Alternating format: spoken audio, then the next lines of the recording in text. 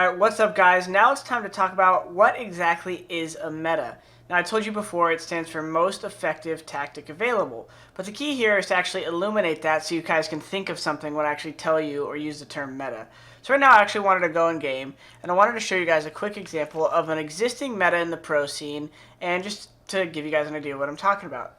So you play a map Mirage as a team. Generally the way you take mid control is the T's will smoke top mid, right? They'll throw a smoke here. And then eventually once they get out mid, either fast, if they're doing a fast like B split, or a fast split, the T's will smoke this off, right?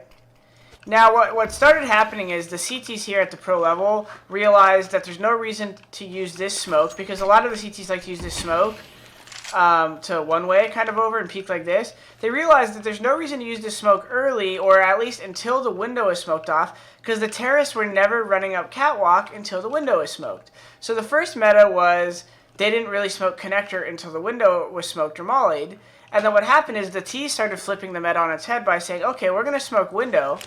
And we know the CTs are going to smoke connector. So C9 at E-League, they started doing this even when I was on the team. But they really exemplified this at the E-League Major, where they flipped it on its head by having two Ts rush connector because they knew the CT would smoke this and play behind it. And whereas it was a normal advantage for a CT angle to peek over it when the smoke is here, what they did is they found a flash just like this. They throw the flash. And the flash lands in connector and blinds the CT who might be standing in front of the smoke here. And so what happened is that became the temporary meta. And this is an example of a meta that will get fixed or kind of countered very fast. But the point being here is the meta is always shifting based on what you think people are going to do in response to a normal play. So the normal play here is to smoke top mid and then wait to use the CT smoke until they smoke window.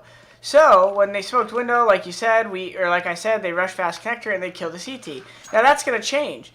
And now the CT's maybe going to play it differently next time. And he's going to see the window smoke, and he's going to go back to his fundamentals. And that's my next point, guys. The meta is always going to shift, as I said before. But if you have good fundamentals and a good foundation for what you should be doing at your spot, you're always going to have a good idea of how to approach things when you do get countered. Because let's face it, you can't know everything that's going to happen. And I'm almost excited when I get beat by something that I've never seen before. You know, we're all used to seeing the 3A smokes on Mirage here, right? Upstairs, spawn right here, or spawn in here. If they do something unique and show me a strat I've never seen, that's awesome, because now I'm learning and I'm going to be able to counter it better.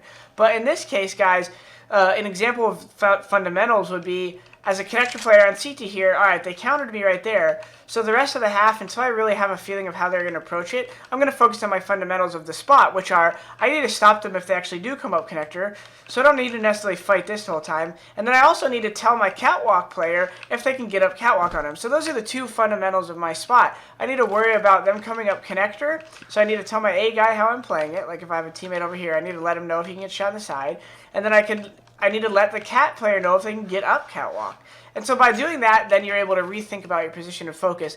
So in this next couple of videos, I'm going to talk about early round play, mid round play, and late round play on CT, T, and each kind of phase of the round. And, you know, I'm going to have to use one map or one example, but you guys can kind of look at these for every map and realize what I'm saying applies to all maps and all scenarios, and you'll come up with your own protocols and your own stuff. But I want to try to give you some basic stuff to focus on when you're playing your spot, guys. So I'll see you in the next videos, and I hope you guys really get involved in this section, really pay close attention.